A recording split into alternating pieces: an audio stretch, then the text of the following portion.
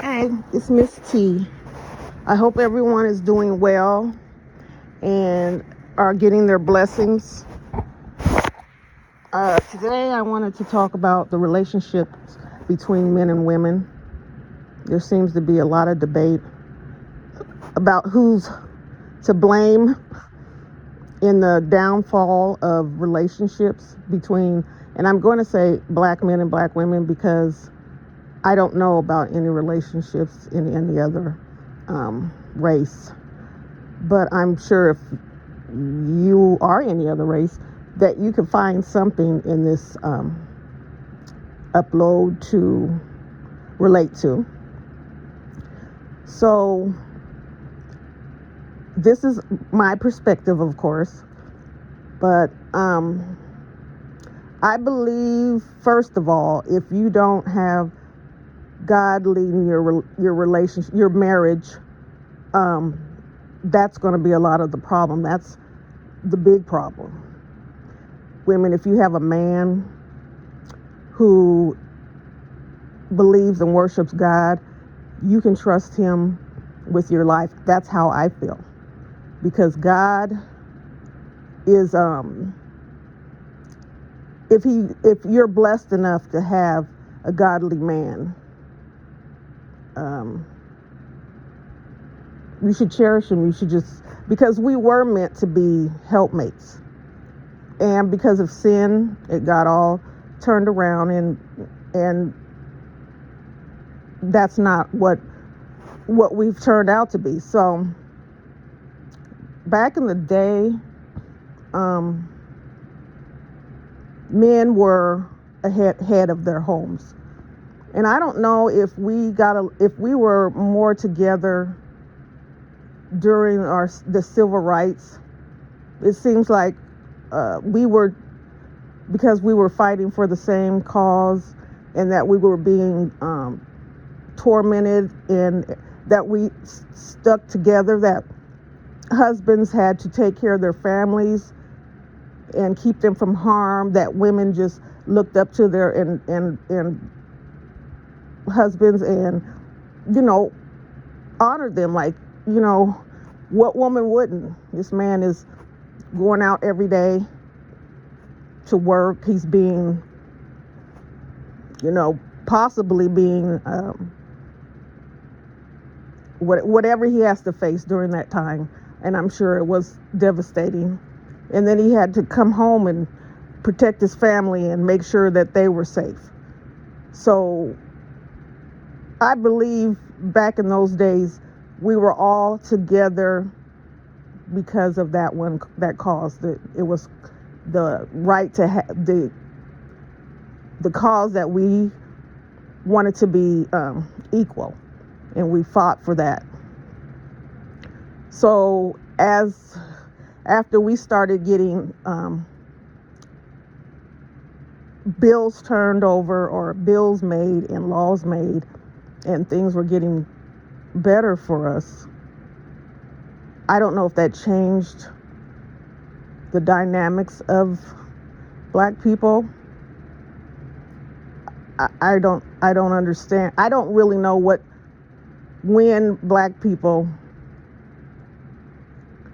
developed this mentality of we're enemies, after we were just brothers and sisters standing side by side, marching for our freedom. So I don't know, but so then we had outside things coming into the relationships. If you were struggling, and I believe, well, of course you were struggling because you still weren't getting good jobs or getting supervisor jobs or whatever. So you still was poor. And I believe, well, that was the plan, that was the design. So then they came along with something to help the families. Now, well, let me say not the families. When it was for Caucasian women during the Depression, there didn't seem to be a lot of stipulations on money that you received from the government. But when it was still, it was still money you received from the government, but they will make you believe it was mainly black women who were receiving it, which is not true. But anyway, the stipulation was that the man couldn't be in the home. Now, if you wanted to get the family on their feet and help the fathers, out while they're struggling to not get a job,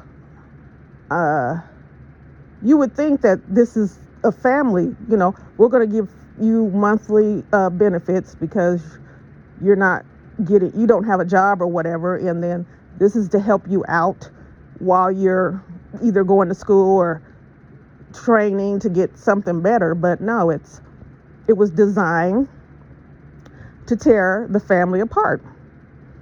So the man couldn't be with the woman, and then she became a single parent, even though the man might have still been around. But how do you maintain trying to be ahead of your home, or when you're not allowed to be in your home? So this went on for a long time, and women started to, I don't want to get comfortable that way. If that was a part of your life,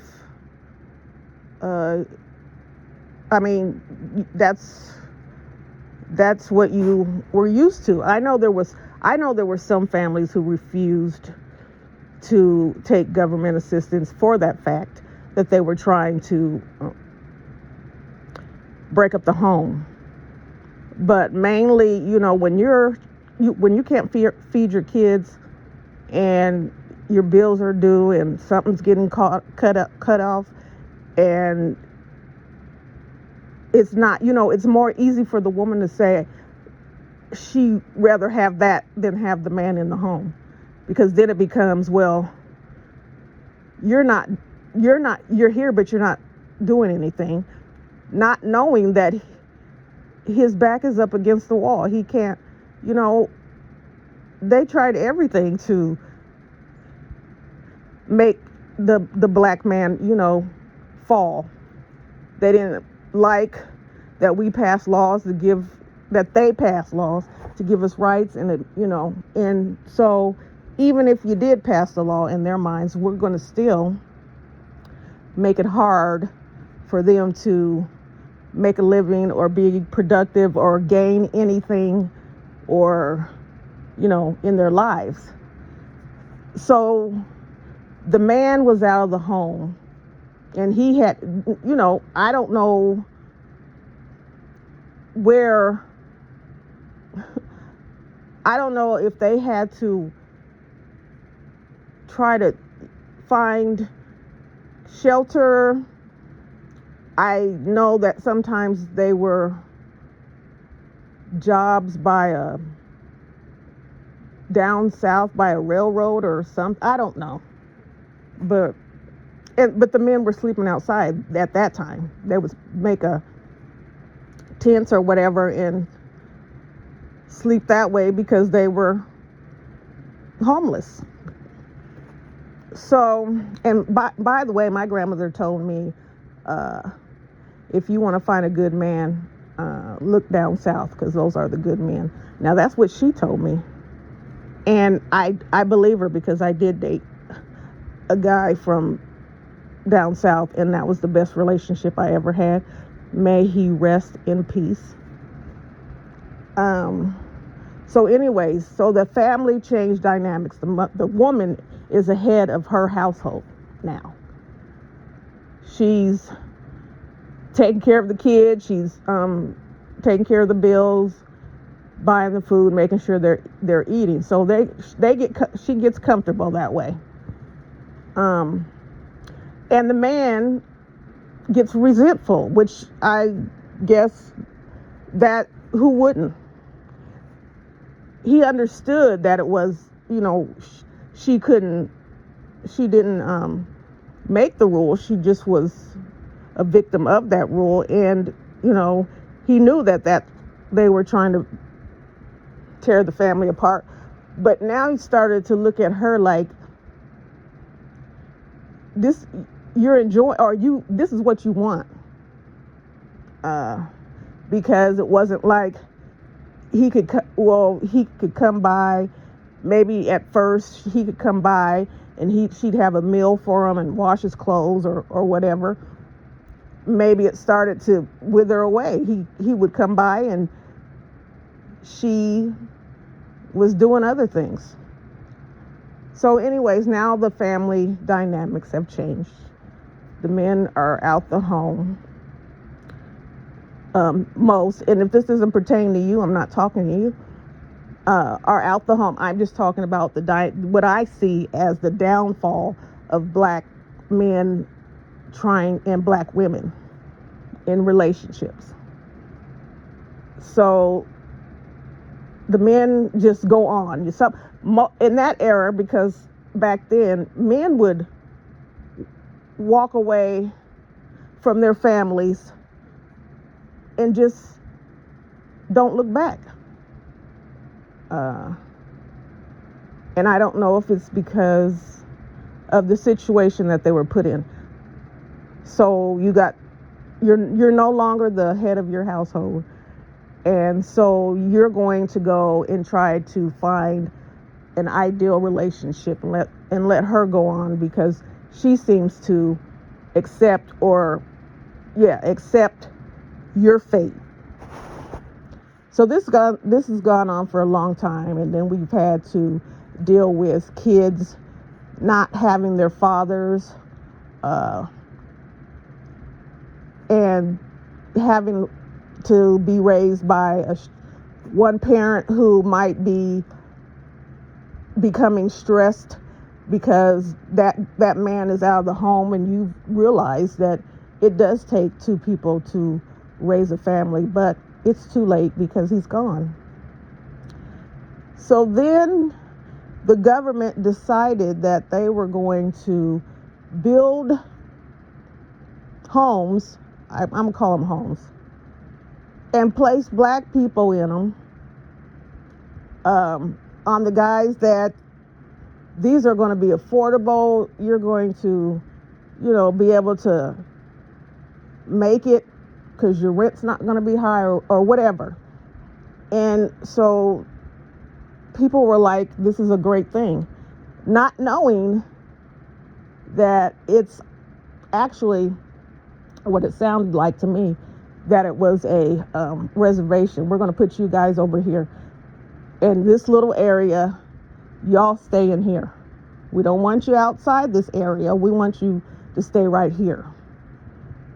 So that's what they did. And as these children are growing up, they don't have their fathers. Their mothers, they love their mothers, but a male child does need a good male figure in their life. If some kids are just that way, they're on their own, but because the father was not in the home, these male children were looking for fathers figures.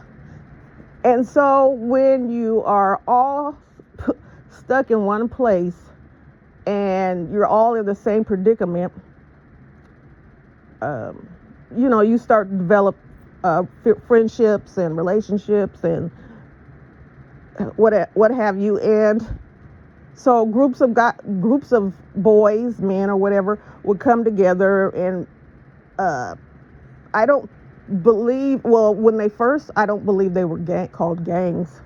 I just think they were a group of guys who hung out together, and the older ones looked out for the younger ones. I don't know when it turned into anything else.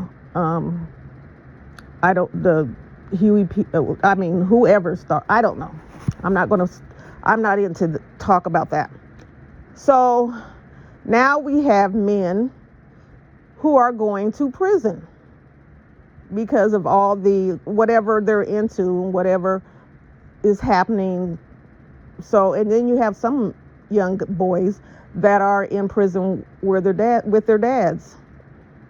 So the women started to be like, these men, you can't find a good man out here. They're all locked up and So in her mentality, she's turning on the man. She's turning against the man. You can't do nothing for me. We're here in the same predicament. You live in the apartment upstairs with your mama, and so they kind of looked at the man like they didn't have any respect for the man anymore. So it was easy to do some of the things that we're doing now. So the years are going by, men are in prison, their wives or children's mothers have moved on and started other relationships, and just a vicious cycle. So then it became women were taking on, since they're taking on the role of the father, they're starting to have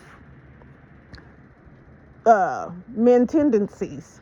They're like, I don't need nobody. I'm doing this by myself. These men are worthless. They're nothing but cheaters. Baba, And so women if they have no respect for you, they're going to treat you as such. So the men was like, we're not going to put up with your smart mouth and your back talk and whatever. So a lot of men decided they're going to date outside their race. I've heard some of the reasons, but I don't if you think that going to date a Caucasian woman is easier because she's not ratchet, she doesn't talk back, don't you have to be attracted to her first? I couldn't see just, well, I'm going to go date. I don't know nothing about these women. I don't know. I just know that I've heard that they worship the ground, that we walk on, whatever. But don't you have to be attracted to that woman? So I don't know if that was an excuse that they made up to say, why I'm going to date outside my race, or if they really,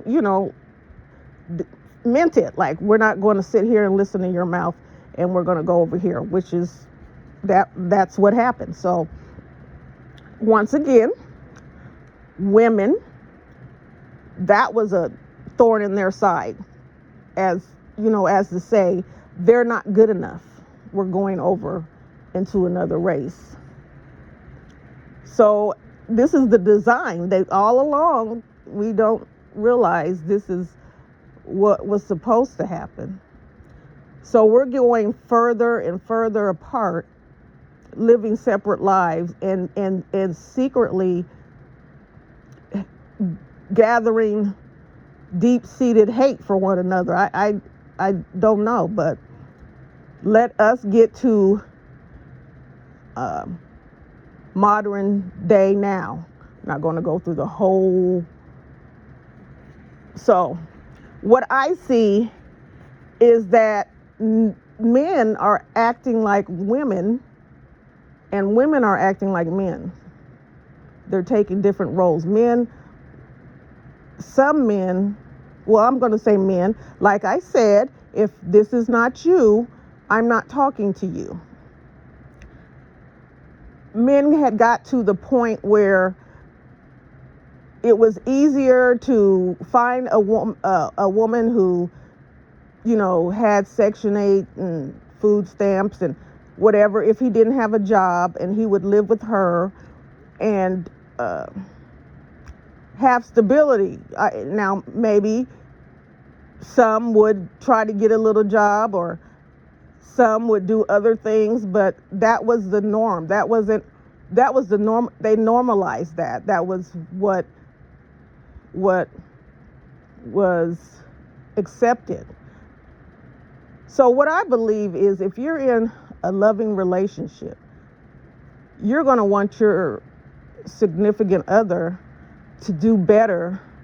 You're going to push your significant other to do better, not to just accept their situation. But it was easier for you that she did at that time, because it was helping you. But you're still going in and out of jail. So the woman is still dealing with most of she's the head of the household, basically. So women gotten together and they're like, they have women talk. My man, he ain't looking for a job. I'm getting sick of him laying around not doing nothing. And I heard he so-and-so told me she's seen him around, just all the ruckus. So women started to be like, I'm just going to do what you do, you boo, and I'll do me. That's kind of where it started. I guess the saying used to be back in the old days, a piece of man is better than no man.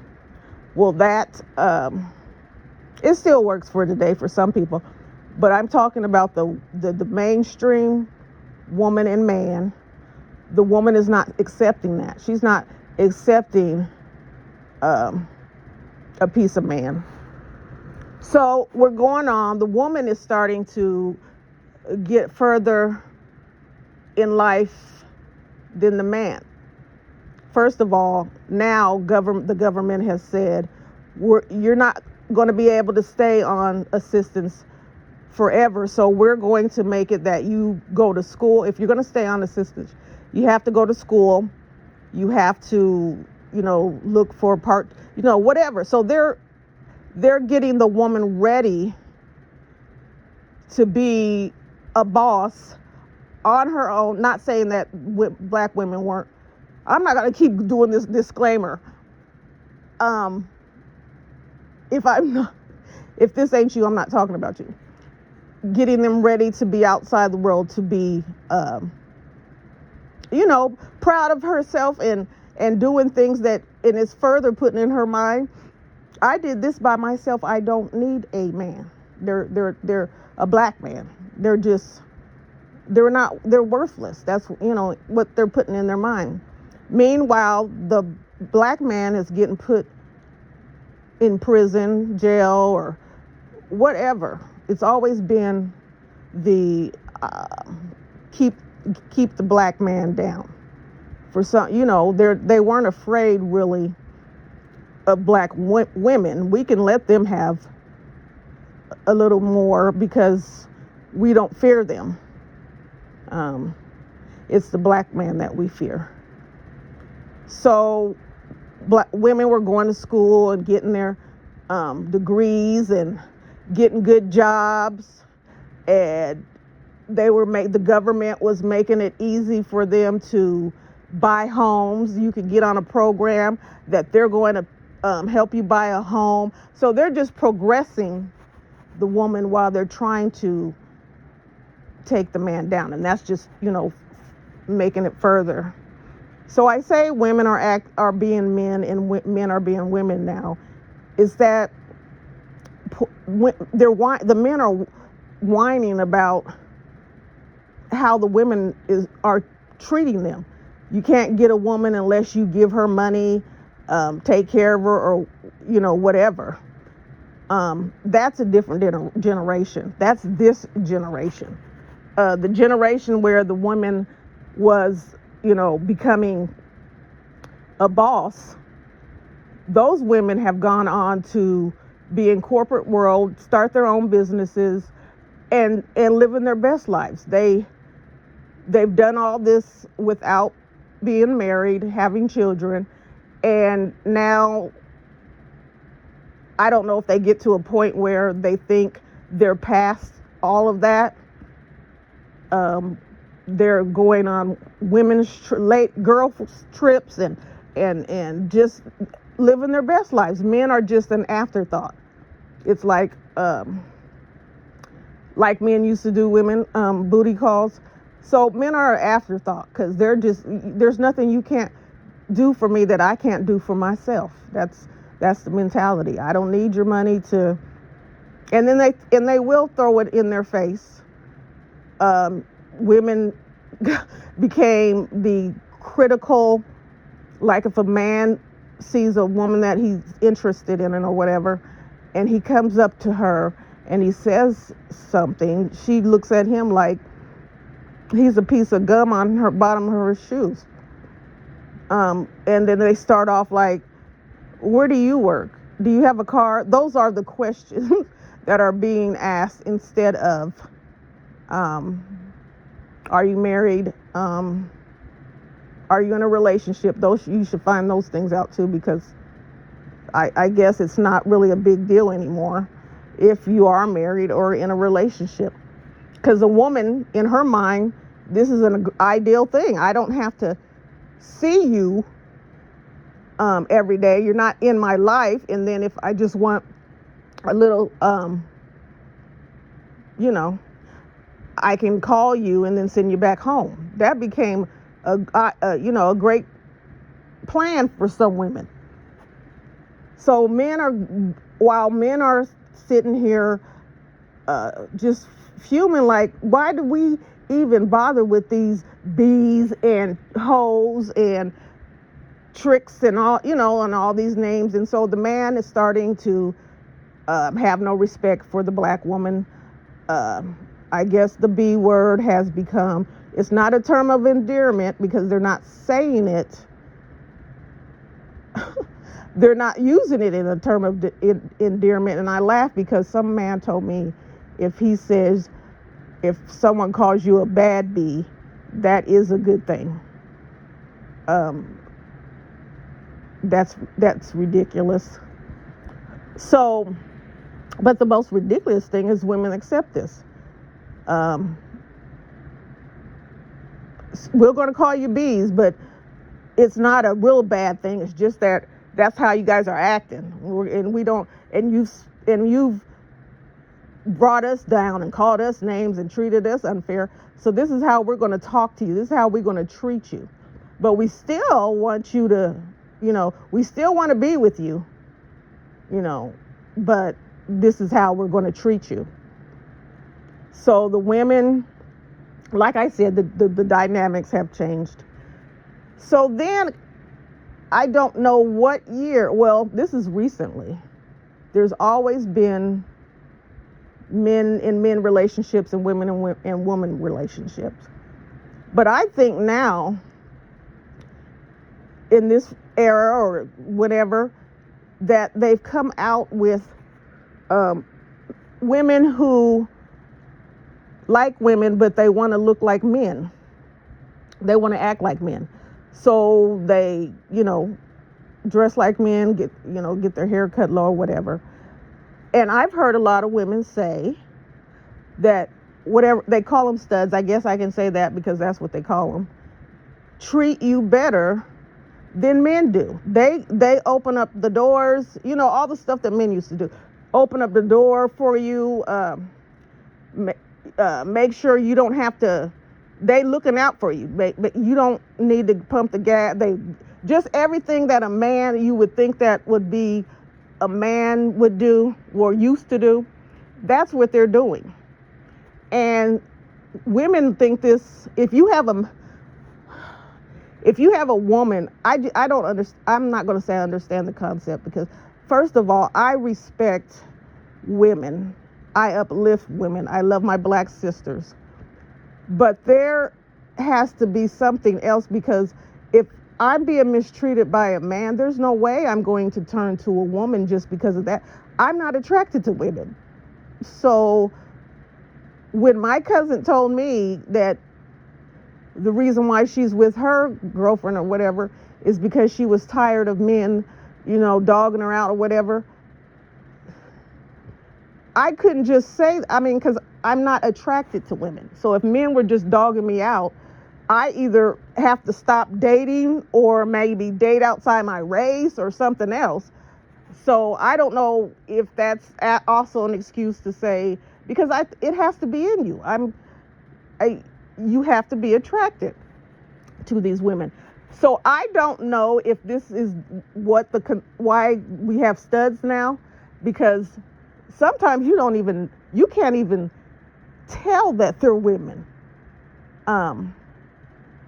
But they're acting like men. Everything they do is men. They'll come up to a woman and talk to them like men, but they're treating the woman, and I think it's because they're a woman and they know this is what women want.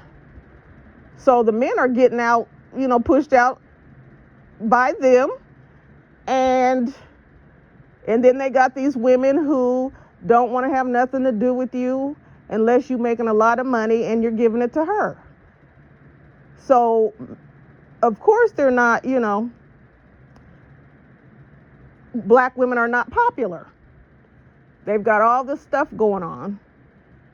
Men aren't involved, and men don't like it. Men don't appreciate it. Men don't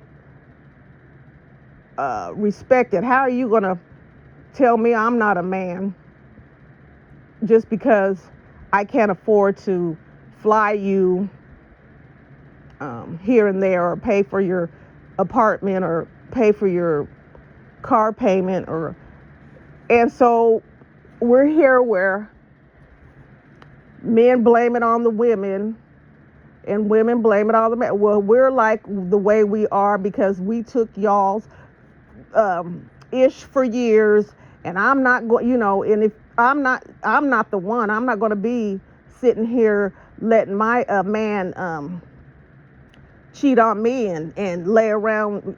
I'm just not going to do it. So they also get the mentality, I'd rather be by myself. What's the saying? I'd rather do bad by myself. And then the man gets up in his mind, we're going to treat women like what they need to be, how they need to be treated. If you're going to act like whatever, we're going to treat you like. So I might be in a relationship, or they don't call them, I don't even know if they're still relationships. I don't know what they're called.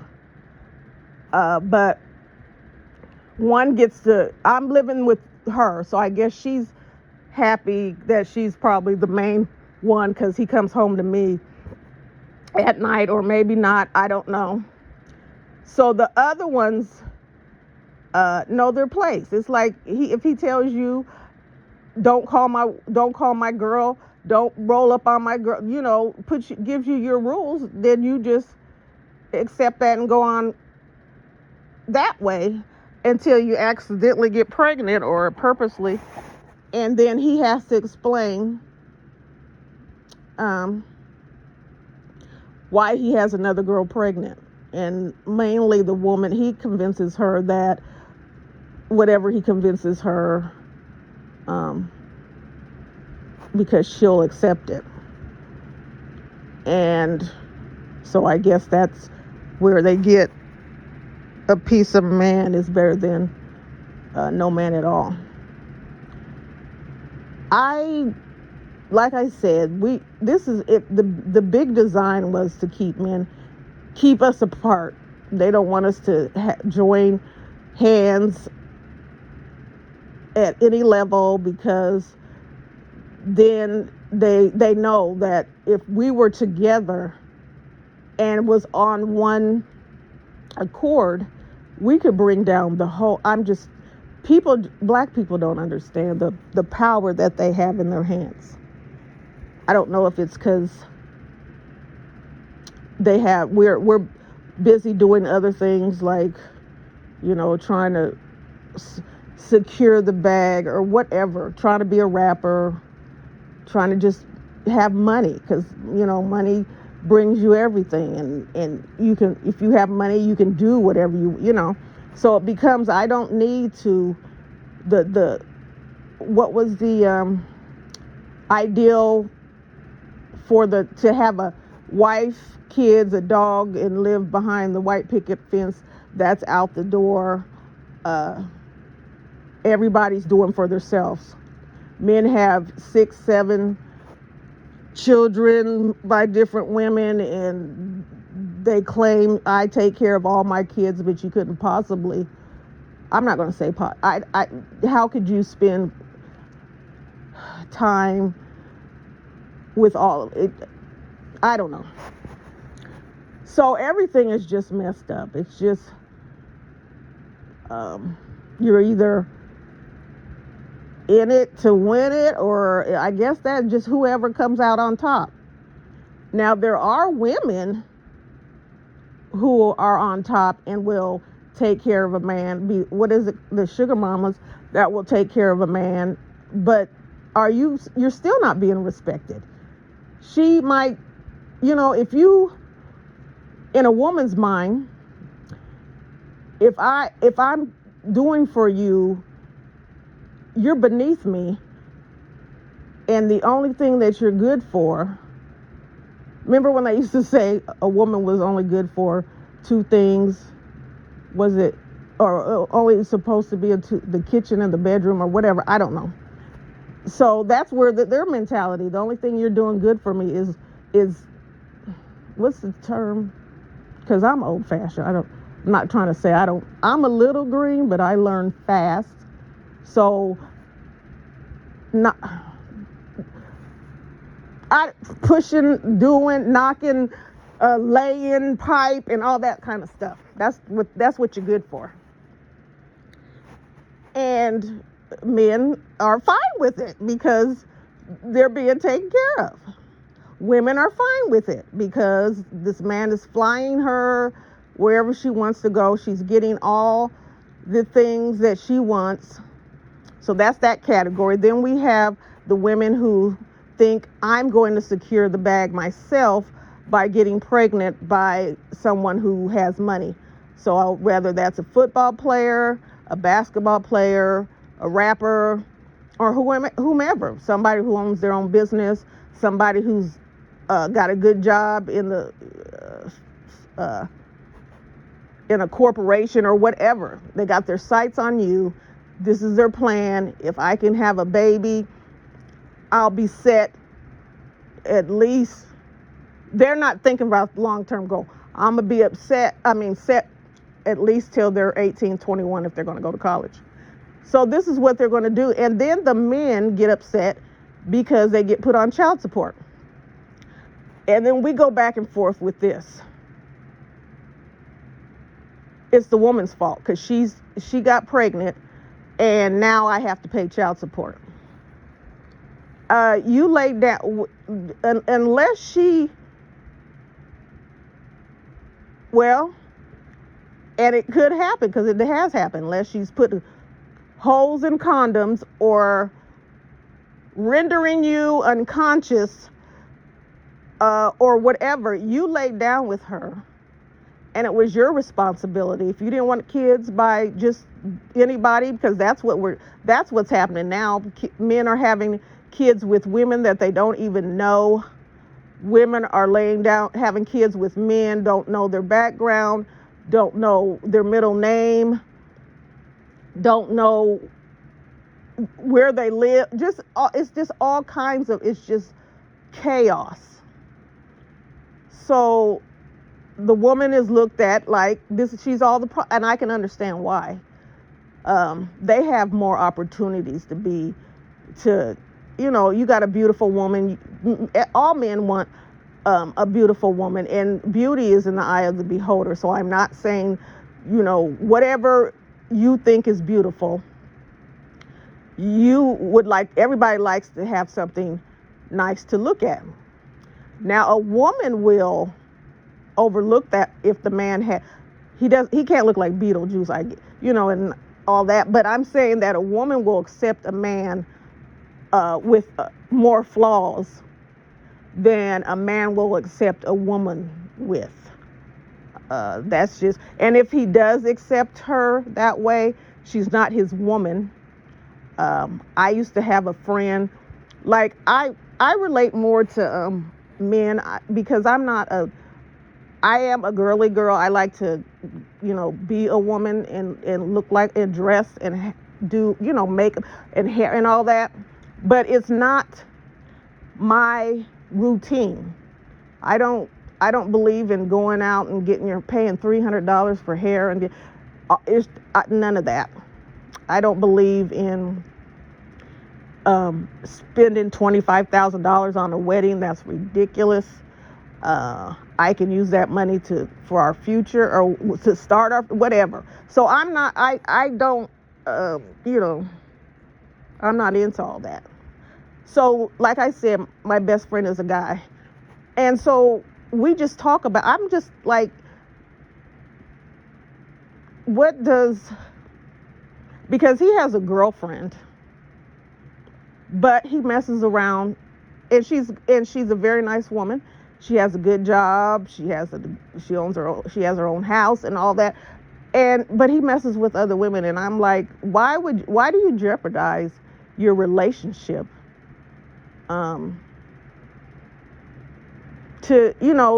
have a fling here and there? And I believe he doesn't say, because he won't really admit that he's messing. If he tells me so and so's, you got to give so and so a ride, I know exactly what's happening, but he'll try to pretend like, because he is a good person. He'll give his shirt off his back to anybody. He's really that kind of person.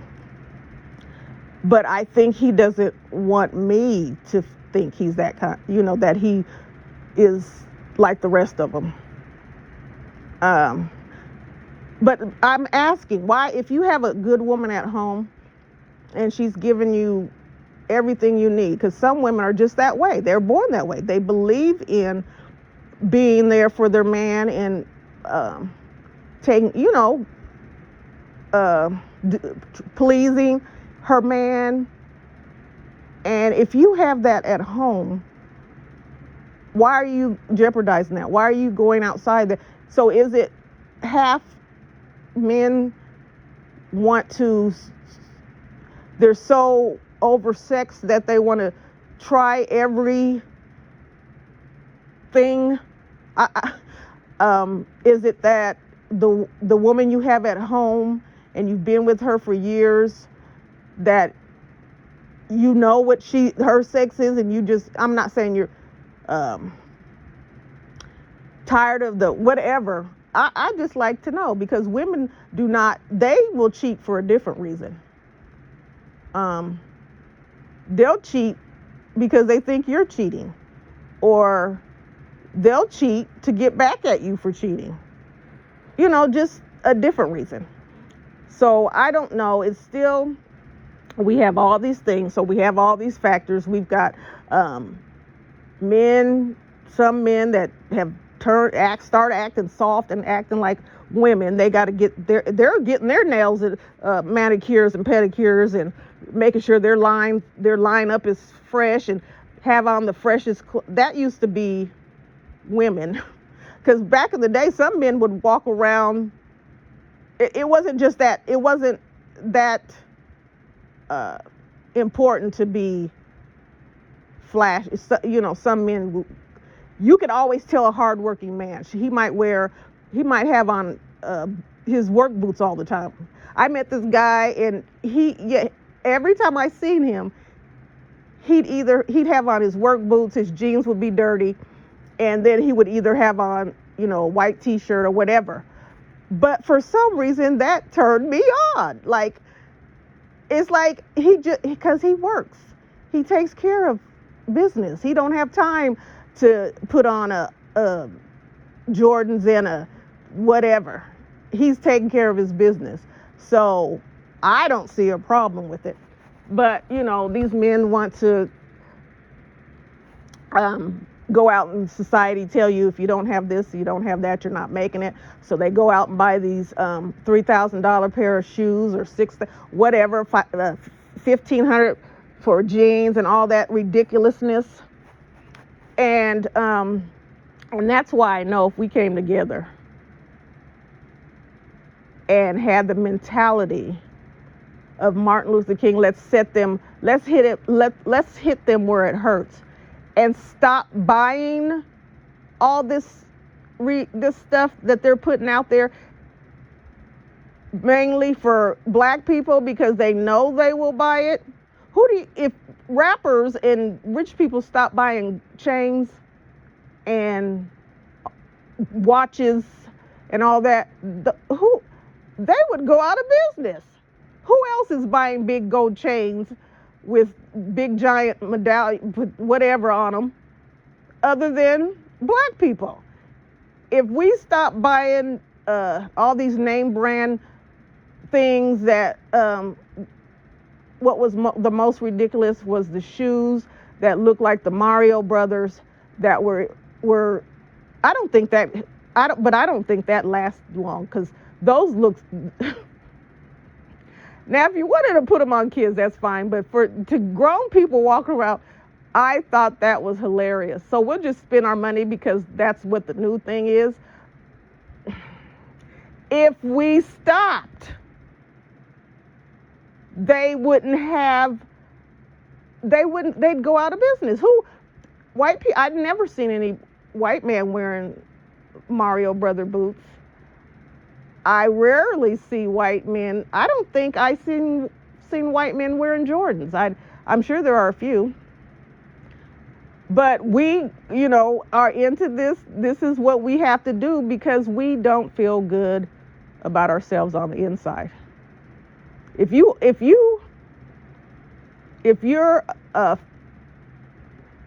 love yourself, you're proud, you know that, there's nothing wrong with dressing nice. By no means. There's nothing wrong with that. What I am saying is why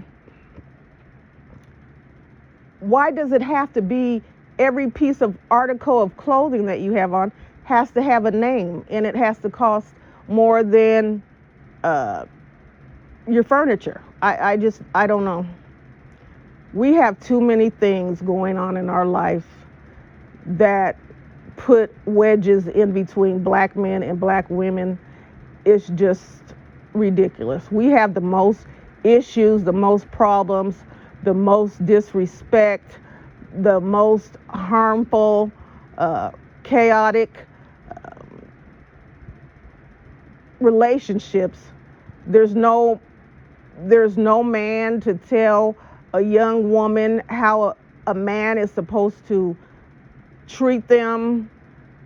Young girls are learning that by their mothers, and if their mothers are bringing men home that are just, that have no ambition or whatever. So the cycle keeps going because nothing has changed.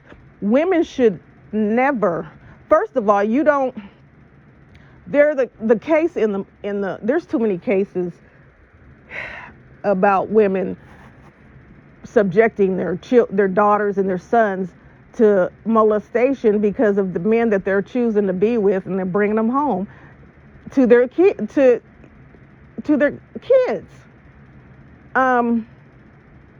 There is nothing wrong with you dating a man and he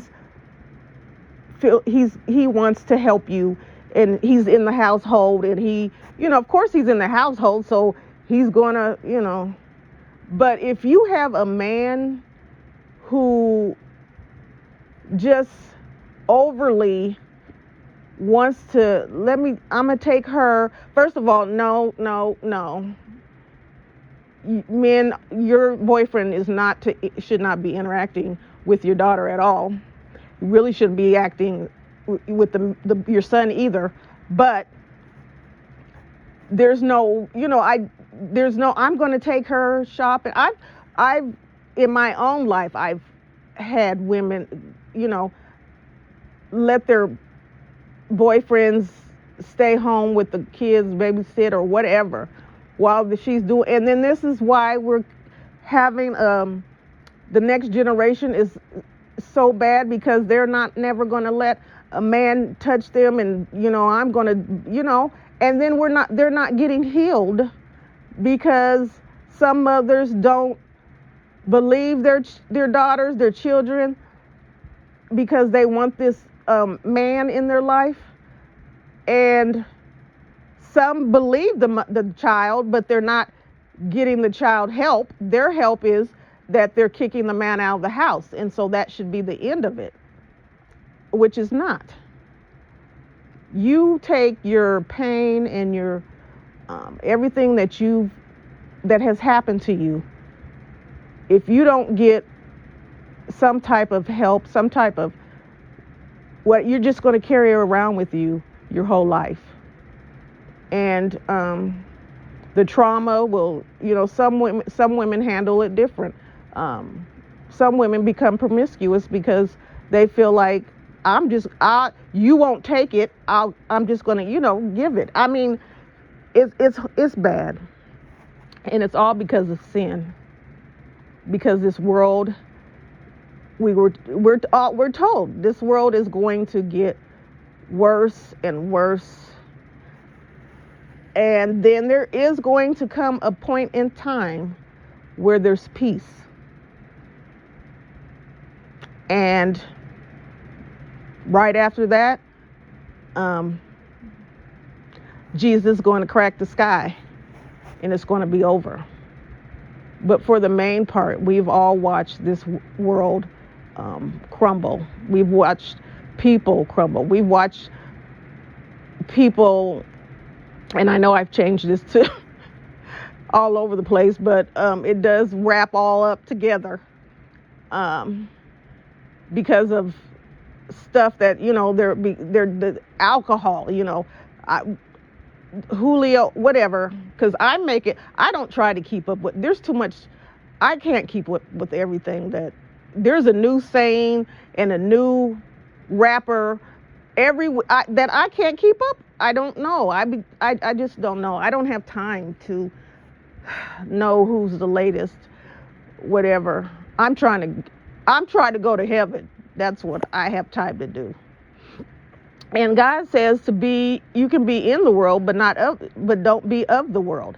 That's hard to do anyway. So if I'm going out seeking to find things that are new in the world, then I'm just putting myself there. So yeah. So I don't really keep up with all that, but just everybody's mentality has changed. We don't look out for each other anymore. It's everybody for themselves. We still have that crab in the barrel mentality. We still have women who think that they're so beautiful that they don't have to lift a finger to do anything, and a man's going to take care of them. Let me tell you something, sisters, and any other race. Beauty fades. As you get older, your beauty is going to fade. The men aren't going to be after you, look at you as much as they did when you were young and you were. So if that's all you have, I feel sorry for you. If that's all you have is your looks, you don't want to be, strive to be better, strive to be a better person, strive to be someone who makes a difference in their community or whatever. You're just going to wither away, because the man he's going to find a younger version of you. And then you're going to, unless you are taking every dime that he's given you and investing it and buying property or stock, whatever, you're going to be left out in the cold, penniless, and have nothing to and have nothing to live for. I'm just saying, women, y'all, you need to think. I know that women most of them don't look that far ahead. My one of my good friends was dating, the big one in the city, and he would, hand her out money. And I used to, it's not funny, but him and his friends would come over to the house, and then just they didn't want ones in their pocket. They didn't want ones, and so they would just come home and give us all their ones, and it would be a big laundry basket. Oh, here. And I got the perks because I was her best friend. I was going shopping. But she was not thinking about tomorrow. If this man goes to prison, if he gets shot and he's unalived or anything, we're just living in the moment, and that's what we're doing. Because we'll go out, we'll be living in the hood, and we'll go out and buy a $75,000 truck that we can't really afford, but because we're at the moment, got a couple of jobs, you got a couple of roommates, and so you can, but you're not thinking that, and maybe you'll lose a couple, 2 or 3, or all of your jobs, and your roommates decide to go live somewhere else. You don't think that far ahead. You're just living in the moment. I'm gonna drive this truck. I'm gonna catch women with this, and women are men. Can I ask you? Does it make you feel good to know that a woman's only with you because you have money or a nice car or what you can do for her? She doesn't really love you. She just loves the things that you have and loves what you're doing for her. Does that make you feel good or anything? Or are we so blinded by that you don't care as long as you get good sex? I don't know, because sex also has been, I think, is up there, number rated up high. Like we've turned sex into I don't know what it used to be. God created man and woman to procreate, and that's what it was meant for. But sex now is like, give me a pack of cigarettes, a beer, and that coochie over there. It's not even sacred, and we don't care who we're doing it with. It's not somebody that you love and want to procreate with. It's somebody that you're trying to just relieve yourself.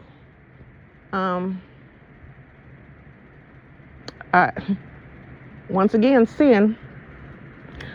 So I also don't understand women. If a black man does not respect his mother, nor his sister, nor any other black woman in his life, why do you think he's going to respect you? Why do you think you can change him? Stop getting with a man and think you can change him, because you can't.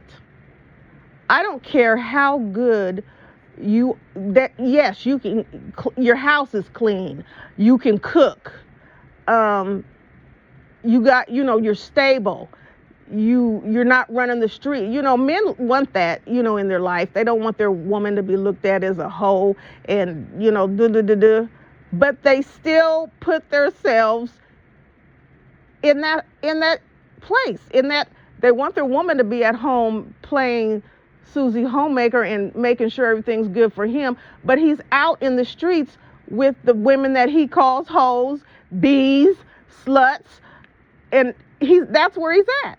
So men, once again, my question is, because these names aren't, I don't care what you say, they're not names of terms of endearment, and they're not, you're not giving them a compliment. You're degrading them. So if you're calling women bees and hoes and all that, Why are you even associating yourself with those bees and those hoes? I don't understand. Maybe someone can answer that for me. Not leaving you out, women, because you've got some ways on yourselves. I guess society is more on the woman, because a woman is supposed to carry herself better than that. Men have always been looked at as cheaters and dogs and all that kind of stuff. But women are supposed to carry themselves better than that. So when you're not living up to that expectation, then that's where you get put in the category. Some women don't care. Some women are tired. I'm tired of looking for a good man because there's none left, and so I'm gonna do me, and and this dating thing is ridiculous, because how do you know? It's just you're taking a chance. You meet somebody. I don't know if you meet. There is not. I don't know if the dating app is where people are meeting each other. I don't know. I think the dating app is a serial killer's playground. I still believe in the old-fashioned way. You know how you used to be out, you meet a man in the store and you talk, or you meet a man at the gas station and he's like, oh, let me help you pump that. Men don't even think they have to be a gentleman to get you anymore. All they got to do, and it's been shown time and time again, they got the men with the Lamborghinis and they go and try to talk to a woman. He's not that attractive, but she doesn't know that that's his car. They got that. That's a show. And I could not believe how many women fell for it. She'd be like, I got a boyfriend, blah, blah, blah, and treat him all wrong. And then he'll say, oh, okay. And then go get into this car. And then she's, I don't really have a boyfriend. I just say, is this your car? I couldn't believe that. So so everybody has, I would say, a right to feel how they feel. But nobody is talking about how we can change it, or what is the answer. I don't know what it is. We've gone so far, and all we're doing is messing up the kids. You're having babies by people you don't know. Therefore, the man, if he likes you a little bit, maybe he'll be in the child's life. If he can't stand you because he don't even know who you are, and he don't even remember being with you, and now you got a child, he don't want to be bothered with the child either, because I don't even. So we just got a bunch of kids that are running around with one parent. They don't know, they came here, they don't know why or whom their dad is, and don't know why they're left alone, and he doesn't love them. And then we've got the women with the bag because they got pregnant by the superstar, the football player, whatever, and they don't give a darn if you see the kid, because all they want is money, and they're going to use their money. Money will buy. They believe the money will take care of their child. They can buy him everything. He doesn't need a dad. She doesn't need a dad, because I'm going to give her everything she wants. So we just have a mixed up society, and it's hurtful. I think everybody brings, the innocent ones are the children, because they don't know. You're being, going out to try to satisfy your wants and your needs, and then you're bringing the pain and the hurt to the kids. Some of these men are just straight sick. You're picking up, you don't know if that you met them and they just came out of a mental institute, and you're bringing them home to your kids. You're not even doing background checks. You don't know if this man came from another state and he's a known ex-offender and his ages are 2 to 9. And that's just the amount, the age of the kids that you have in your house. You don't know that the man that you just decided to move into your house hates kids really, but he doesn't, he wants somewhere to lay his head. So he might secretly, he might start beating your kids or doing something to unalive them. You just don't know. So when we stop being a selfish society, when we stop looking out for ourselves, when we think about other people,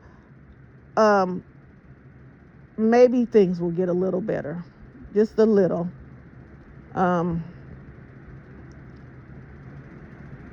I know what trauma will do to a person. As a child, I know what that will do for a person. And you either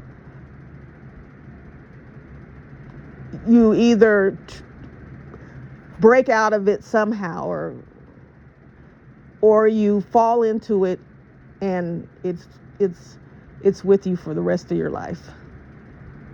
So that's my take on relationships between black women and black men. I threw a lot of stuff in there, but I think it all just rolls up into one. We've just continued the cycle. We've continued trauma. We've continued generation after generation not to make sure our children don't suffer, teach them better. If your mother or your father never talked to you about anything or just belittled you, you know how it feels. So you wouldn't want to inflict that on your children. So you would do different. Some women don't know. They think they lived in a household that all they did was get hollered at, screamed at. And that's why we have a bunch of women who holler and scream at their kids. It's not, it's a bad thing, but if that's all you know, then that's embedded in you. You have to be consciously thinking that you have to do different. You have to do better. Did that child do any better? When you hollered and screamed at that child every day, all day, did that make them better? Did that make them a better person? Did that, if your parents never hugged, kissed, or told them that they love you and you knew how you felt, wouldn't you want your kids not to feel that? So you would try to make a change. I used to think that my grandmother was the hardest woman I've ever met in my life. I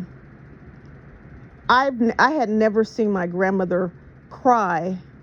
I seen her cry one time when we were at her best friend's funeral, and it wasn't a boo-hoo cry. She just had tears, running down her face.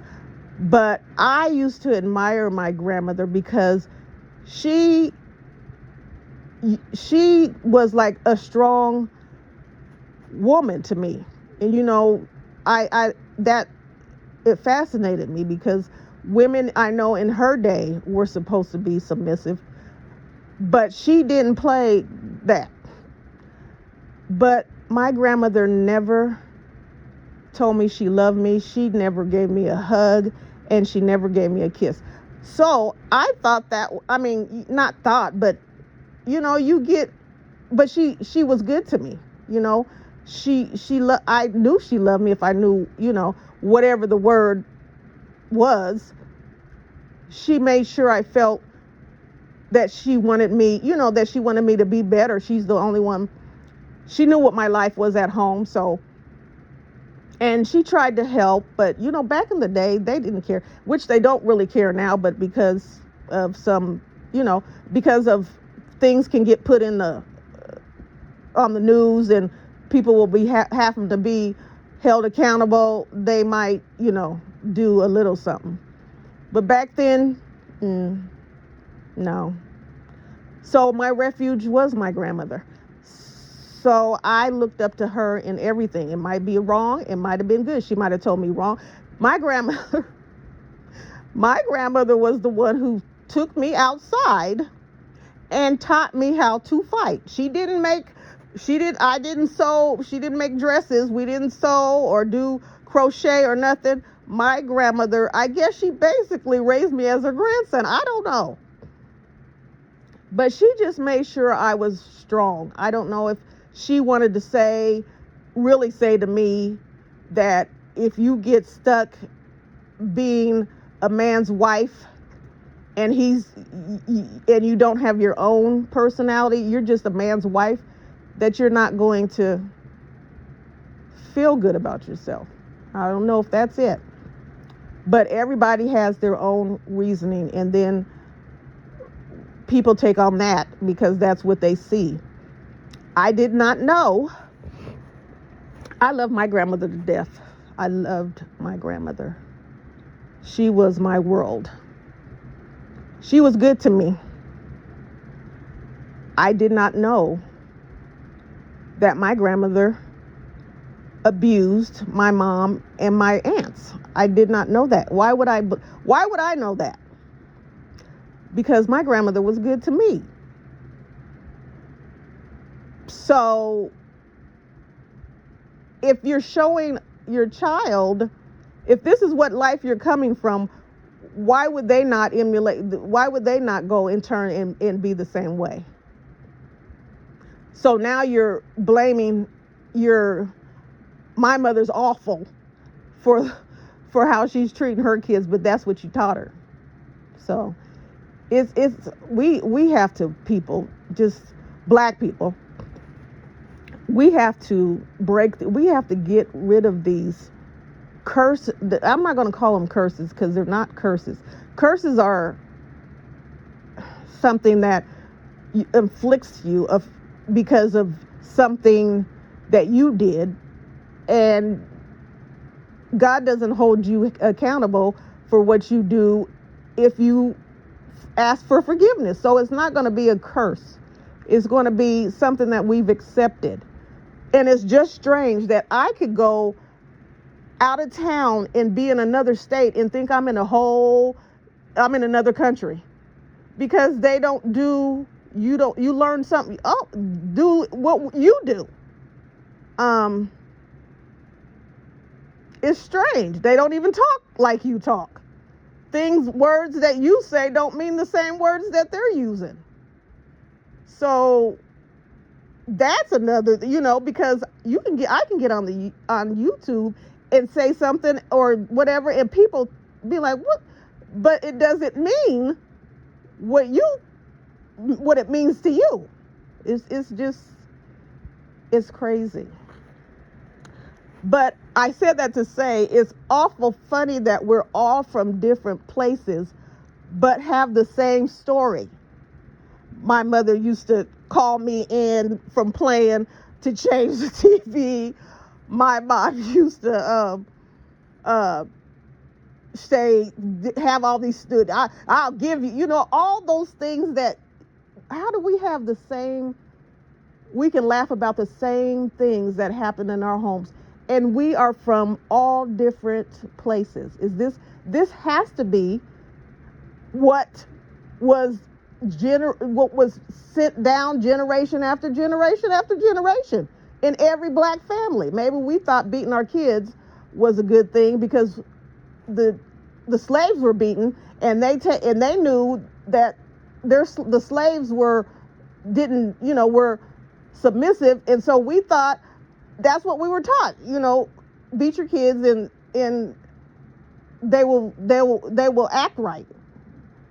We didn't know that was wrong. Well, I'm not going to say wrong, because I know when God says it in the Bible, he doesn't mean beat your kids. But he means to discipline your kids. Teach them in the right way they should go. You can't tell a child, you can't go to the school and be mad at your son because he's getting suspended for fighting when you're beating him at home. That's his punishment. If he does something, you beat him, and he went to school and somebody did something to him and he beat them. So how can you be mad at your child? Because that's what he thought was supposed to happen. Oh, can you see the turmoil? Can you see the confusion? Can you see the chaos? Can you see all of it? Just all of it. I wish everybody would just sit and just think. What I try to do is sit and think. You don't know what I always say this. You don't know what a person's going through their life. You don't know what they went through their life. Don't judge them of the person that they are today. Everybody can change. God says don't judge. He's the only judger. So you can't say she's this, he's that, or whatever. Because we don't care about other people. We don't know. We just want ourselves to be okay. We want us to be fine. I don't care what the next person, me and mine. As long as we're good, I don't care about the next person. But you'll find out. I hope it's not when the sky is being cracked and you're asking the mountains and the rocks to fall on you, because you're not going to get away from it. But I come on here and try to share a little bit of everything with people. I don't know how much people listen and make a change because of it, and it doesn't bother me if I don't know. But what I'm hoping is that out of everything that I put on here, that you really take a look at letting God in your life. That ends all the chaos and all the other stuff I've been talking about. That ends all that right there. Even if you don't fully immerse yourself into the word or into God, if you just take half, if you just get up in the morning and pray, or read a scripture or something, and then just go on with your day, you'll see the difference that it will make. You don't have to. I don't have to. It's so freeing. I really don't have to just worry about the chaos or deal with the chaos. In my life, I just want to have peace and to be happy and to see other people happy and to see people hope people that are in some type of situation to get out, that they're able to get out of that if you see a person on the street and he's begging for a quarter or a dime, that you just don't walk over him like he's a piece of dirt or whatever, maybe, but for the grace of God, go I. We could all be anything else than what we are if it wasn't for the Lord. And I hope we all remember that. I guess I've talked long enough.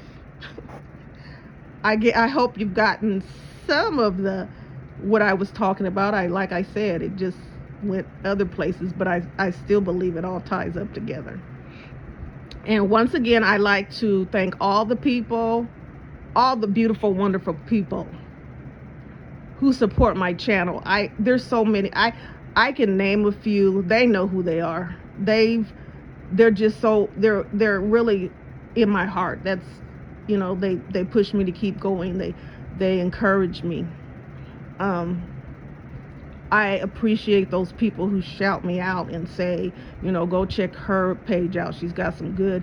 I appreciate that. I appreciate everyone, even the ones who might come and listen and not give, thumbs up or whatever. I don't care. It's not for me. It's for, I just want these words to get out, and for people to see that you can you can change. If you look at the situation that you're in, you can make a change. Or it would be insane to be in a situation and you don't want to be in it, but you don't do nothing to get yourself out. I want people to know that God is real. If you call on him, he will help you.